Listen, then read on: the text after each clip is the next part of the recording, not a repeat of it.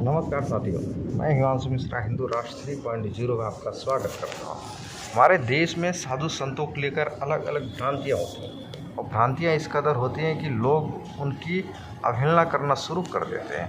लेकिन आज आपको हम बताने जा रहे हैं कि हमारे महाकुंभ में इस समय नागा साधु और अघोरी साधु आए हुए हैं। नागा साधु और अघोरी साधु में अंतर क्या होता है, आप कैसे पहचानोगे नागा साधु? आप क्योंकि लोग मजाक उड़ाते हैं हमारे साधु संतों के। इस समय आप देख रहे होंगे कि महाकुंभ चला हुआ, महाकुंभ में जो बड़े बड़े यूट्यूबर हैं, छोटे छोटे यूट्यूबर हैं, बड़े बड़े लोग हैं, वो इस समय साधु संतों का मजाक उड़ाना शुरू कर दिए हैं। अभी आप सबने देखा होगा कि एक हमारे बुजुर्ग संत थे, वो कांटे पे लेटे हुए थे। एक लड़की उनका मजाक उड़ाती है, उनको उठाती है, उनके सारे पैसे ले लेती है, उनको मजबूर कर देती है गिड़गिड़ाने के लिए। आखिर आप सोचिए, उन साधु संतों को क्या चाहिए? आपसे तो पैसा मांग नहीं रहे हैं, आपके सामने भीख तो मांग नहीं रहे हैं। आपका इच्छा हो तो, ना इच्छा हो तो आप अपने रास्ते निकलो। देखिए, आइए आप बताते हैं नागा और अघोरी साधुओं में अंतर क्या होता है। देखिए, आइए जानते हैं देखिए, what is the difference between Aghori and Naga sadhu. देखिए, जो नागा साधु होते हैं 12 साल की कड़ी तपस्या के बाद नागा साधु बनते हैं, और जो अघोरी होते हैं शमशान में रह के साधना करते हैं और अघोरी साधु बनते हैं। नागा साधु बनने के लिए अखाड़े में गुरु की आवश्यकता होती है।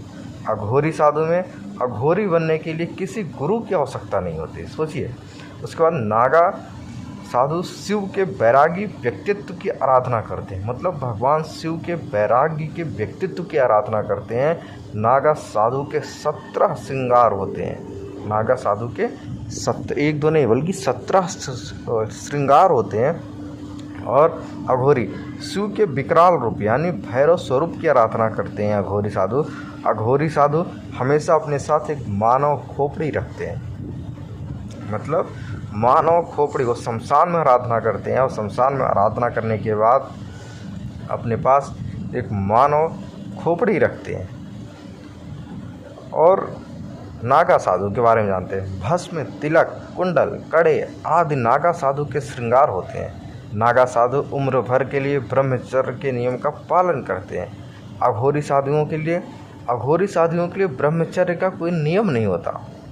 वे अपने शरीर पे राख लगाते हैं जो मृत शरीरों की भस्म होती है।